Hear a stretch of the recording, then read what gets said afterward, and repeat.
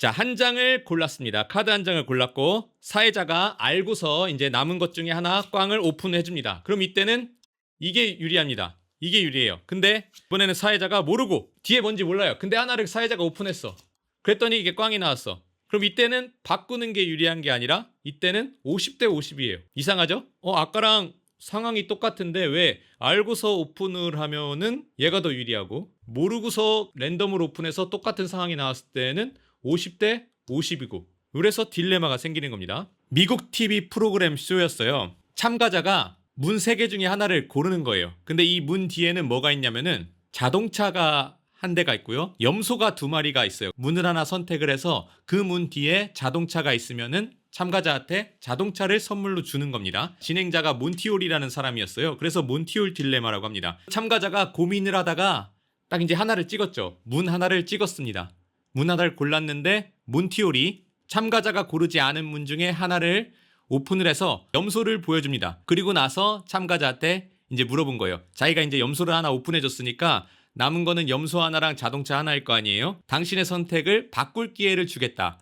바꿀 거냐? 그대로 할 거냐? 이걸 물어본 거죠. 참가자는 이때 바꾸는 게 유리할까요? 바꾸지 않는 게 유리할까요? 되게 재밌죠? 우리가 쉽게 생각했을 때는 그냥 50대 50이잖아요.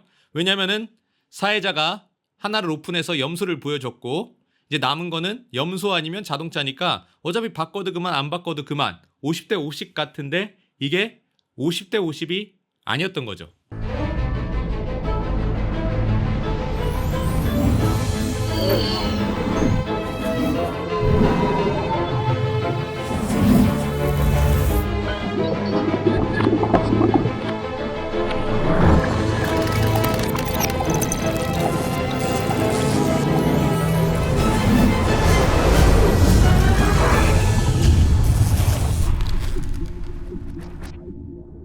몬티올 딜레마 영상을 올리고 제가 항의 댓글을 많이 받았습니다. 욕도 많이 먹고요. 멍청하다는 얘기도 많이 들었어요. 충분히 그럴 수 있다고 생각을 합니다. 몬티올 딜레마가 좀 어려워요. 저도 어렵고 이게 설명을 한다는 것도 어렵고 워낙 문제 자체도 어렵고요. 근데 또 저는 조금 이해해 주셔야 되는 게 쇼츠 컨텐츠라서 그 어려운 몬티올 딜레마를 1분 안에 설명을 해야 되잖아요. 어떻게 보면은 제가 설명을 못한다 라는 것도 있겠지만 그것보다는 1분 안에 설명을 했다는 거에 좀 초점을 맞춰주셨으면 좋겠습니다. 몬티올 딜레마 설명하신 분 중에 1분 안에 설명하신 분은 없었잖아요, 저처럼. 자, 근데 우리가 여기서 한 가지 짚고 넘어가야 될 게 있는데 이 사회자는 이 문 뒤에 뭐가 있었을지 알고 있었을까요? 모르고 있었을까요? 어떤 문 뒤에 염소가 있고 어떤 문 뒤에 자동차가 있는지 사회자가 미리 알고 있었을까요? 모르고 있었을까요? 당연히 알고 있었습니다. 왜냐면은 모르고서 문을 오픈한다는 건 말이 안 되죠. 사회자가 모르고서 이 문을 오픈해버렸는데 여기서 자동차가 나와버리면은 TV 프로그램 쇼가 완전히 망하는 거잖아요, 그날. 그러니까 사회자는 미리 알고서 염소를 보여준 겁니다. 그리고서 참가자한테 둘 중에 바꿀 기회를 준다 이렇게 얘기한 거죠. 그래서 우리는 당연히 50대 50이라고 생각한 건데 그게 아니었던 거죠. 이 문제가 유명해진 게 이 TV 프로그램 쇼가 방영되고 나서가 아니라 그 후에요. 한참 후에 퍼레이드라는 잡지가 있었는데 이 잡지에 독자의 질문을 해결해주는 그런 칼럼 부분이 있었어요. 거기서 누가 질문을 한 거죠. 몬티올 TV 프로그램 퀴즈쇼에 이런 상황이 있었는데 이때 참가자가 자기 선택을 유지하는 게 좋은 거냐 바꾸는 게 좋은 거냐라고 물어봤어요. 근데 그때 이 질문에 답변을 해준 사람이 마릴린 보스 사반트라는 사람입니다. 이 사반트라는 사람이 당시에 IQ가 세계에서 가장 높은 사람으로 생각되는 사람 중에 한 명이었어요. 역대 IQ가 높은 위인 6위래요, 이 사람이. 마릴린 보스 사반트. 아인슈타인이랑 스티븐 호킹보다 IQ가 더 높은 그런 사람이에요. IQ가 190이죠. 엄청나죠, 190. 이 사람이 여기다 답변을 했는데 바꾸는 게 유리하다 이렇게 답변을 한 거예요. 그래서 사람들이 이제 난리가 났죠. 아니 50대 50이죠. 어떻게 바꾸는 게 유리하냐. 그래서 완전히 난리가 나서 그 다음날 그 잡지사에 항의 편지가 그 당시에는 이제 메일 같은 게 없으니까 항의 편지가 수천 통이 왔대요. 이게 어떻게 도대체 바꾸는 게 유리하냐. 근데 이 항의 편지를 쓴 사람 중에 1000통 이상이 유명한 대학 교수들한테 1000통 이상이 받은 거예요. 그 중에는 미국 국립보건원의 통계학자도 있었고 심지어 노벨상 수상자도 있었고 뭐 수학과 교수들 굉장히 저명한 사람들이 이 잡지사에 항의를 했습니다. 말도 안 된다. 어떻게 바꾸는 게 유리하냐. 그래서 이거 가지고 엄청 싸웠어요. 그래서 결국에는 이 사반트의 말이 맞다. 바꾸는 게 유리하다. 뭐 이런 식으로 결론이 났습니다. 그러니까 이상하죠. 우리가 생각해도 어떻게 바꾸는 게 유리하지? 근데 이거는 이미 사실 결론이 난 얘기입니다. 그래서 역설이 아니죠. 몬티올 역설이 아니라 몬티올 딜레마예요. 수학적으로 바꾸는 게 유리하다고 결론이 난 문제예요. 자, 그럼 몬티올 딜레마가 어떤 상황인지는 다들 이해하셨죠? 그러면은 우리가 이거를 한번 쉽게 카드로 한번 알아봅시다. 카메라 세팅 좀 다시 해볼게요. GHDRNRLA11님 이해했는데 나가면 되나요? 근데 이게 반전이 있어요, 여러분. 이 몬티올 딜레마를 이해했다고 생각하시면은 되게 큰 착각입니다. 숨겨진 반전이 있어요, 몬티올 딜레마에. 가장 마지막에 나올 거예요. 자, 여기 포켓몬 카드가 있어요. 제가 저희 딸에게 특별히 협찬을 받았습니다. PPL 아니고요. 저희 딸에게 특별히 포켓몬 카드를 자 협찬을 받았어요. 자, 몬티올 딜레마 상황을 한번 해보죠. 이게 자동차라고 생각을 해봅시다. 이 가라르 썬더가 자동차고 얘네가 염소예요. 얘네가 염소. 자, 그러면은 이렇게 섞는 거죠. 섞어서 이제 참가자가 하나를 고르는 거죠. 하나를 딱 골랐어요. 하나를 골라서 놓고 그럼 나머지 두 개 중에 사회자가 자동차가 아닌 것을 오픈해서 보여주는 거죠.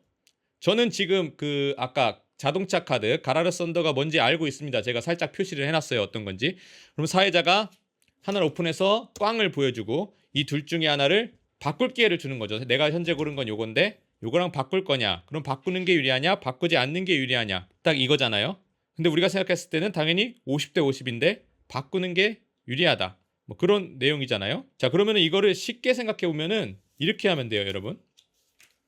쉽게 생각해 보면은 자, 여기서 이겁니다. 자, 여기서 내가 하나를 골라서 이걸 골라서 이게 자동차일 확률은 얼마죠? 얘가 자동차일 확률은 3분의 1이에요. 3분의 1. 얘가 자동차일 확률은 3분의 1. 얘가 자동차일 확률도 3분의 1이죠. 그러면은 자, 얘가 자동차일 확률은 3분의 1이에요. 그럼 얘네 두 개가 자동차일 확률은 무엇입니까? 얘네 두 개가 자동차일 확률은 3분의 2죠. 3분의 2. 그러면은 반대로 여러분 물어볼게요. 그럼 여러분한테 요 한 장의 카드를 선택할 기회와 요 두 장의 카드를 선택할 기회를 준다 그러면은 뭐를 고를 겁니까? 당연히 이거 두 장을 고르는 게 훨씬 유리하잖아요. 근데 지금 그 몬티올 딜레마의 상황이 이 두 장을 고르는 상황이랑 똑같습니다. 자, 왜냐면요. 내가 얘를 골랐어요. 얘가 골랐으면은 이거 두 개가 남잖아요. 근데 여기서 무조건 사회자가 꽝을 하나를 제거를 해주죠. 그러니까 무조건 얘는 얘의 확률을 가져가는 거예요. 그래서 이 문제는 사실 어떻게 보면은 한 장 한 장의 문제가 아니라 처음에 한 장을 고를 거냐, 한 장을 고를 거냐, 아니면은 이 두 장을 선택할 거냐의 물음이에요. 바꾼다는 얘기는 처음에 한 장을 고를 거냐, 아니면 나머지 카드를 모두 고를 거냐. 왜냐면은 꽝을 다 제거해주고 남는 카드가 얘의 확률을 다 흡수한 거니까. 자, 얘를 더 쉽게 생각을 해보면은 카드를 늘리면은 더 쉽습니다. 자, 염소 카드를 4장을 늘릴게요. 협찬받은 카드가 많이 없어가지고 개수가 적은데 얘가 뭐 100장, 200장, 뭐 10,000장 이렇게 생각해보세요. 10,000장이라고 했을 때 자, 내가 여기서 한 장을 골라서 얘가 자동차일 확률은 얼마입니까? 7분의 1이죠. 7분의 1. 내가 처음 딱 골라서 얘를 자동차를 뽑을 확률은 7분의 1밖에 안 돼요. 굉장히 적죠. 만약에 이게 10,000장이면은 10,000분의 1이잖아요. 10,000분의. 10,000장 중에 한 장이 자동차인 거니까 처음에 딱 자동차를 고를 확률은 10,000분의 1인데 이 나머지 6장 중에는 무조건은 아니죠. 여기에 7분의 1의 확률이 자동차니까. 근데 나머지의 확률은 7분의 6이잖아요. 7분의 6. 여기 안에는 자동차가 있어요. 근데 내가 얘를 하나를 고르는 순간 사회자가 나머지 선택지 중에 이제 꽝들을 다 알아서 제거를 해주잖아요. 자, 꽝들을 알아서 다 제거를 해줍니다. 꽝을 알아서 자, 다 제거를 해줬으니까 사실 어떻게 보면은 얘를 고를 거냐 처음에 이 한 장을 고를 거냐 나머지를 고를 거냐의 문제잖아요. 그럼 당연히 여기서 바꾸냐 안 바꾸냐를 했을 때 바꾸는 게 훨씬 유리한 거죠. 왜냐면은 이 선택지 중에 꽝은 이미 다 제거가 돼버렸기 때문에 여기에 정답이 만약에 있었다면은 얘가 무조건 정답이잖아요. 그러니까 이건 어떻게 보면은 어떤 선택의 문제냐면은 하나를 고를 거냐 네가 하나를 고를 거냐 아니면은 이 나머지 뭉태기를 선택할 거냐 이 질문이랑 사실은 똑같은 거예요. 자, 이게 직관적으로 생각을 해보면은 그렇습니다. 그러면은 어떻게 보면은 이게 당연한 건데 이게 왜 딜레마가 생기냐면요. 자, 여기까지 들으면은 당연한 거네. 어차피 사회자가 정답을 알고서 꽝을 다 제거해 주니까 하나 고를 거냐 나머지 고를 거냐. 처음에 만약에 카드가 100장이 있다고 했을 때 처음에 한 장을 골라서 그게 자동차일 확률은 100분의 1이지만 남은 99장 중에 사회자가 꽝을 다 거기서 제거해줬기 때문에 그 한 장은 100분의 99의 확률이 있는 거란 말이에요. 그러니까 당연히 바꾸는 게 유리해. 이렇게 보면 어떻게 보면 당연히 바꾸는 게 유리하다. 당연한 그런 질문이죠. 근데 이제 뭐 때문에 딜레마가 생기니까 이게 여기서 여러분 이해됐다고 좋아하시면 안 됩니다. 이 다음 순간에 분명히 딜레마가 또 생기실 거예요, 여러분들. 자, 이런 경우가 있을 수 있죠. 우리가 카드 게임을 한다고 해요. 카드 게임. 카드 게임을 하는데 이 중에 이제 자동차가 있는 거예요. 자동차를 고르는 사람이 있는 겁니다. 그래서 이 사람이 이걸 골랐어요. 그리고 이제 한 장씩 오픈을 하는 거죠. 한 장씩 다 골랐다고 해봐요. 한 장씩 오픈을 해서 했는데 얘 꽝이야. 얘도 꽝이야. 우연히 알고 오픈하는 게 아니라 우연입니다. 우연히 오픈을 했어요. 사회자가 예를 들어 모르고 우연히 오픈을 했어요. 근데 이런 경우가 생길 수 있잖아요. 아까랑 상황은 똑같죠. 모르고 오픈을 했는데 우연히 다 꽝이야. 그래서 이것만 남았어. 그러면 이 사람은 얘랑 바꾸는 게 유리하냐? 바꾸지 않는 게 유리하냐? 이때도 바꾸는 게 훨씬 유리하냐? 아까랑 상황은 똑같잖아요. 근데 아까는 알고서 까준 거고 이번에는 모르고 깠는데 우연히 다 꽝이 나와서 하나만 남은 상황이고, 그러면은 당연히 바꾸는 게 아까처럼 유리하다 이렇게 생각을 하게 되면은 어떤 문제가 생기냐면은, 만약에 이것도 어떤 사람이 선택한 카드라고 해봐요. 이것도 어떤 사람이 선택한 카드고, 만약에 처음에 다들 한 장씩 선택을 해가지고 다 깠어요. 꽝꽝꽝꽝꽝 나왔어. 이렇게 남았어. 그럼 이 사람은 얘랑 바꾸는 게 유리하면은 이 사람은 얘랑 바꾸는 게 유리한 건가요? 그러니까 서로 바꾸는 게 유리해요? 그러면 아까의 그 상황이 대입이 안 되는 거죠. 여기는 어떻게 보면은 상황은 똑같아요. 사회자가 모르고 깠어요. 모르고 깠는데 우연히 다 꽝이 나왔고 하나만 남았어. 그럼 처음에 이 카드를 골랐어. 그러면은 이 카드랑 바꾸는 게 훨씬 유리한가? 라고 생각해 봤을 때 그건 또 아니라는 거죠. 그래서 딜레마가 생기는 겁니다. 도대체 뭐가 다른 거지?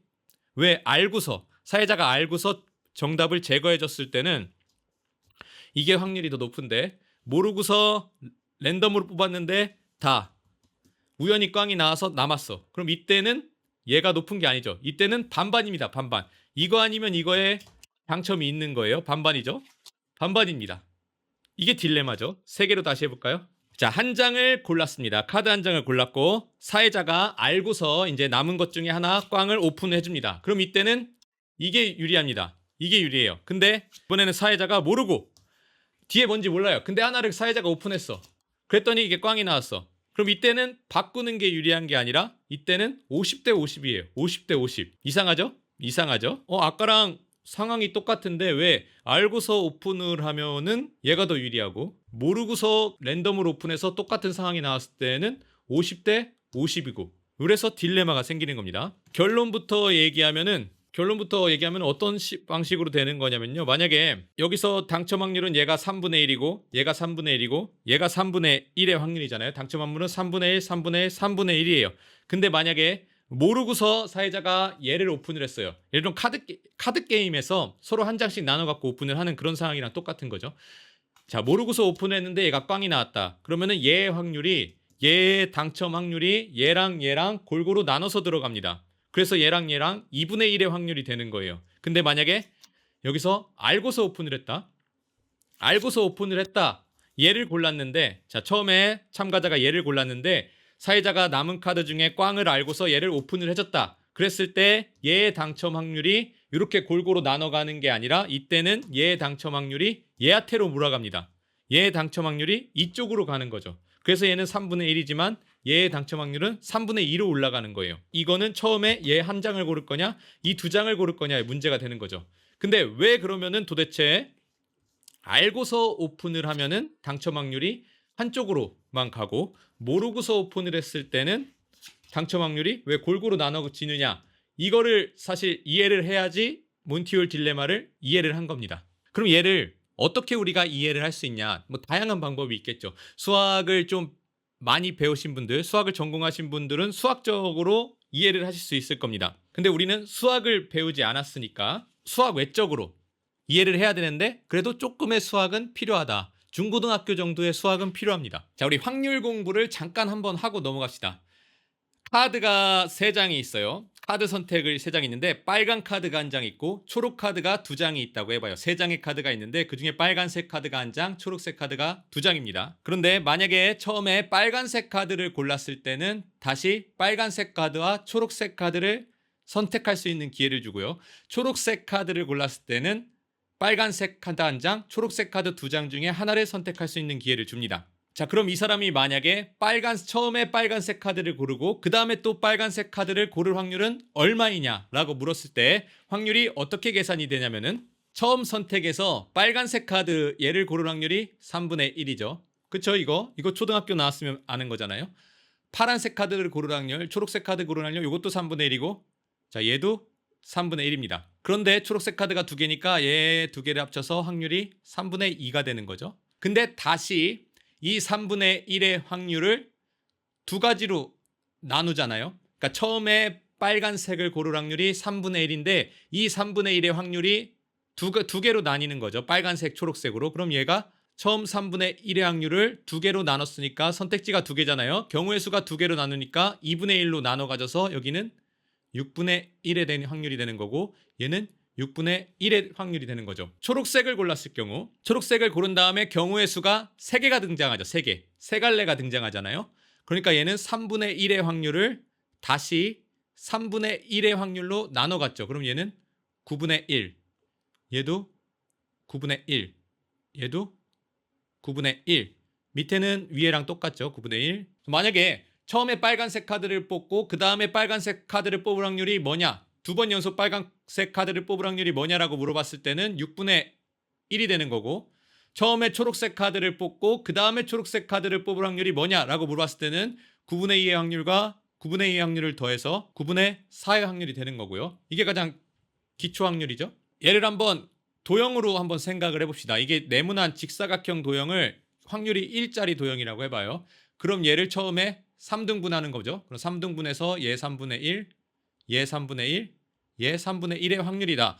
그런데 얘가 다시 경우의 수로 나눠 가지면은 요 3분의 1의 확률이 다시 2분의 1로 나눠서 여기는 6분의 1, 6분의 1. 그럼 요 3분의 1의 확률은 경우의 수가 3개로 나뉘니까 3개로 나뉜 거죠. 3개로. 3등분해서 9분의 1, 9분의 1, 9분의 1. 그러니까 지금 현재 이 최종 네모난 사각형에서 형의 넓이의 비가 이 직사각형 넓이의 비가 최종 확률의 비랑 똑같은 거죠. 요거를 알고 있으면은 몬티올 딜레마 여러분 이해할 수 있습니다. 아주 쉬워요. 자, 제가 모든 경우의 수를 다 써왔습니다. 나올 수 있는 모든 경우의 수. 몬티올 딜레마에서 나올 수 있는 모든 경우의 수가 이거예요. 이거. 참가자가 예를 들어 1번 문을 선택을 해봤다고 해봐요. 뭐 2번 문을 선택을 하든 3번 문을 선택을 하든 상관없어요. 어디서 선택을 했든 상관이 없어요. 근데 1번 문을 선택했다고 우리가 가정해 봅시다. 만약에 참가자가 3번 문을 선택했다. 그러면은 이걸 문을 그냥 이걸 3번 문으로 바꾸면 되는 거예요. 근데 지금은 1번 문을 선택을 했다고 가정을 했을 때 여러분이 참가자라고 생각을 해봐요. 여러분이 참가자인데 지금 내가 1번 문을 선택을 했어. 그리고 이제 머릿속으로 짱구를 굴리는 거예요. 생각을 해봐요. 그럼 나올 수 있는 경우의 수가 뭐가 있지? 내가 1번 문을 선택을 했을 때 나올 수 있는 경우의 수 가조수를 모두 다 따져보는 겁니다.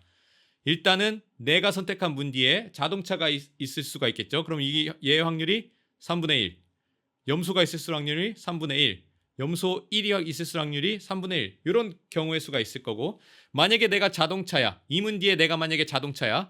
그러면은 나올 수 있는 경우의 수가 2번 문 뒤에 염소가 오픈될 가능성 하나 있고 3번 문 뒤에 2번 염소가 가려져 있는 경우 2번 문 뒤에 1번 염소가 숨겨져 있고 3번 문이 오픈이 돼서 2번 염소가 보여질 경우의 수 2번 문 뒤에 2번 염소가 오픈되어 있고 3번 문 뒤에 1번 염소가 가려져 있을 경우의 수 2번 문 뒤에 2번 염소가 가려져 있고 3번 문 뒤에 1번 염소가 오픈될 수 있는 경우의 수 총 4가지의 경우의 수가 되오죠.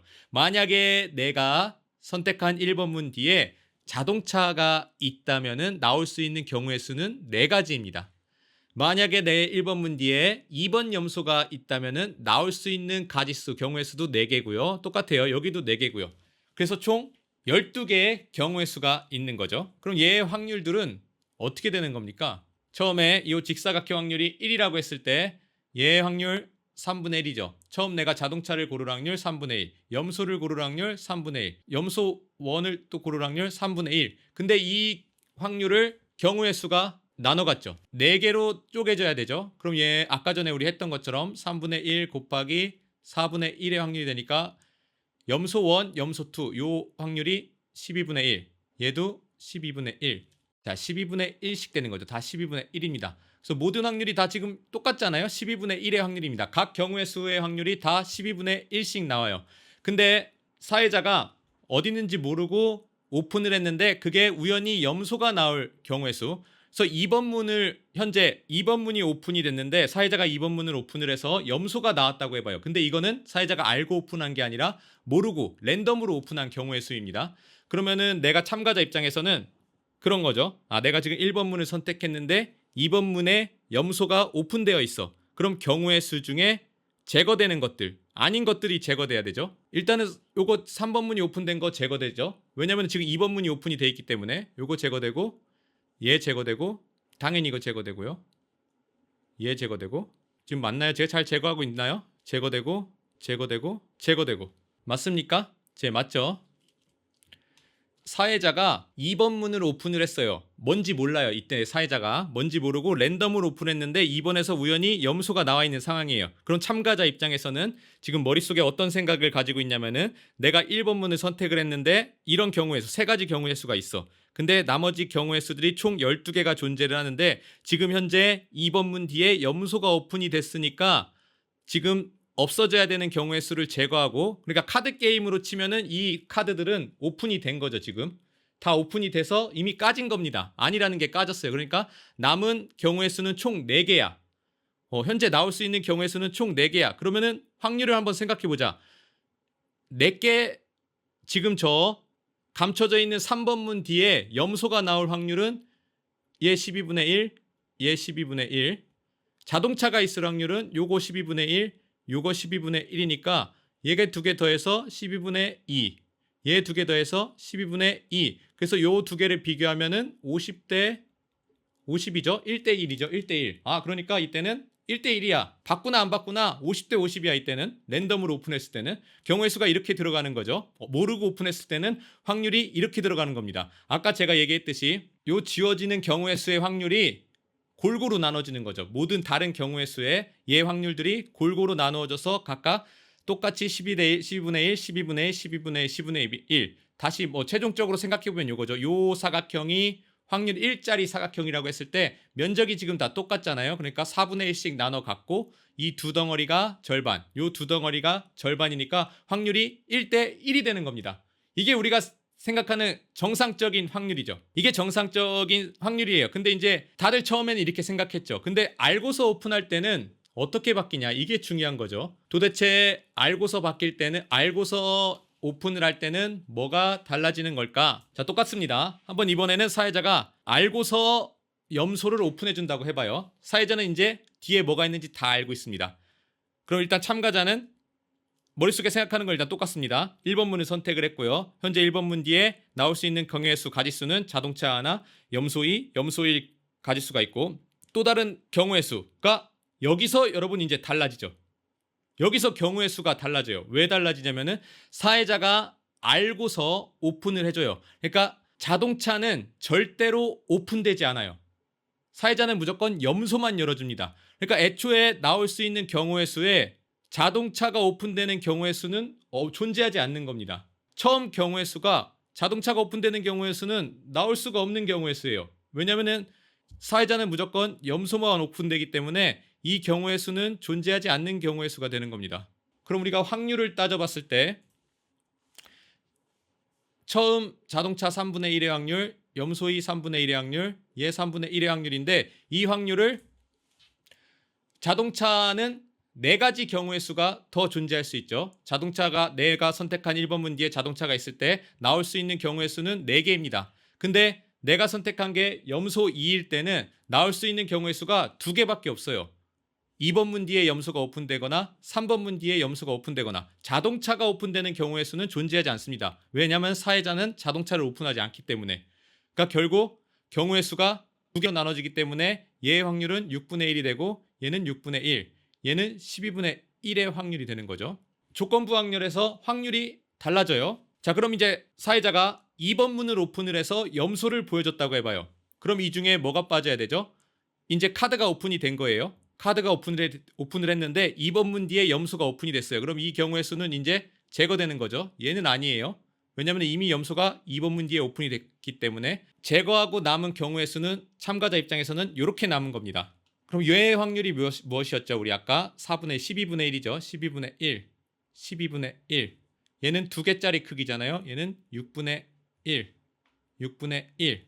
그래서 이 참가자의 입장에서는 지금 저 가려진 3번 문 뒤에 요거 세 번째 줄이죠. 이 3번 문 뒤에 자동차가 있을 확률은 요거 2개입니다. 요거 2개. 요거 2개. 여가지고 6분의 2. 얘 염소가 있을 확률은 요거 2개에서 12분의 2죠.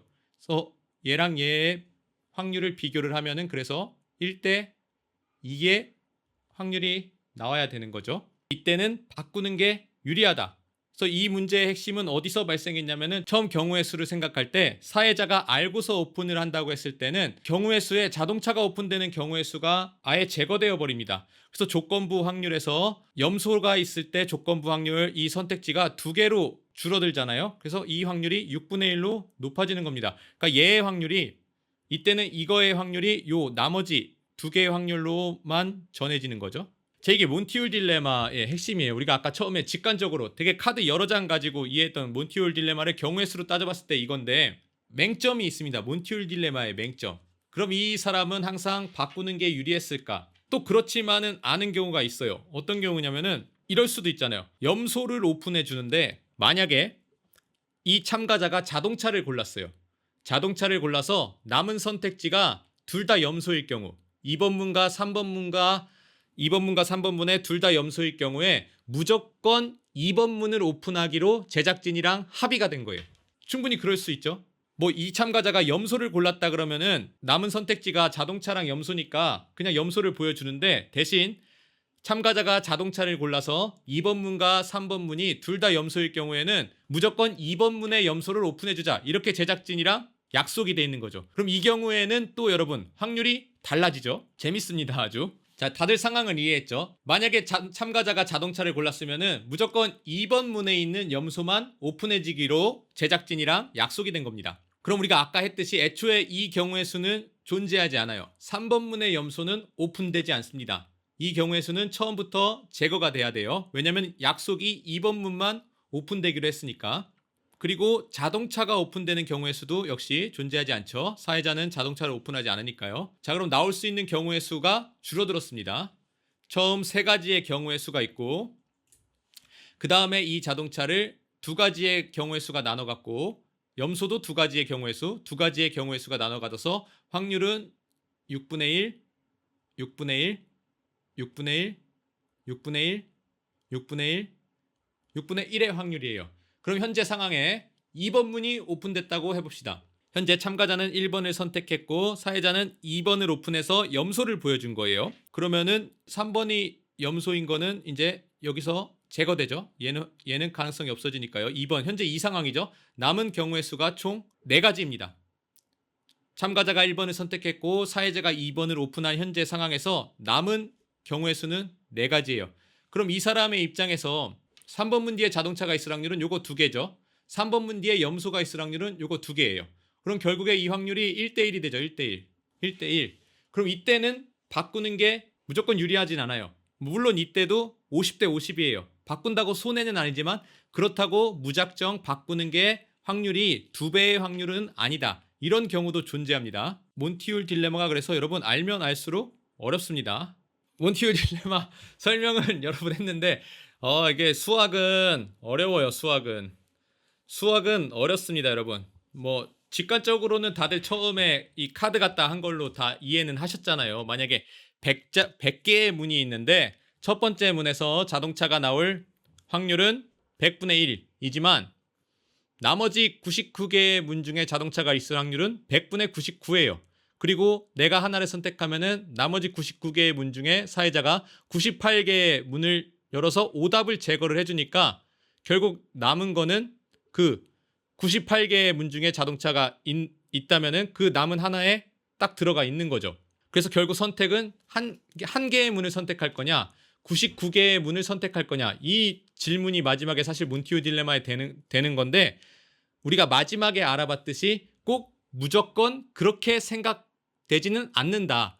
왜냐면은 그 과정 속에서 사회자가 2번 문을 열어주기로 약속이 돼 있을 수도 있고 100개의 문이면은 그 경우가 더 다양해지겠죠. 뭐 이런 경우에는 3번과 6번과 10번과 7번 문을 열어주자. 뭐 이런 식으로 개입이 된다면은 그때마다 확률이 바뀝니다. 그래서 몬티올 딜레마를 정확히 이해하려면은 우리가 수학적 확률을 사용해야 되고, 저는 아까 모든 경우의 수를 다 써서 보여준 겁니다. 물론 그때는 선택지가 우리가 문이 3개니까 모든 경우의 수를 다 쓸 수 있겠지만, 뭐 문이 10개, 100개 이렇게 늘어났을 때는 그런 경우의 수로는 하기 힘들겠죠. 그때는 다른 수학적 법칙이 있습니다. 이거를 정리한 수학 이론이 있어요. 그걸 가지고 계산을 하면은 알 수가 있다. 어렵죠? 어렵습니다. 저도 수학 어려웁니다. 어렵어요. 그래서 여러분, 도박은 하지 말자. 도박은 수학이 아니라 상대방의 눈빛을 보고 하는 겁니다. 카드 게임은 눈빛을 보고 해야 돼요. 뭐 수학적으로 아무리 계산해봤자 아까도 심리가 작용하면 확률이 달라지잖아요. 그러니까 눈을 보고 베팅을 하면 좋습니다. 도박은.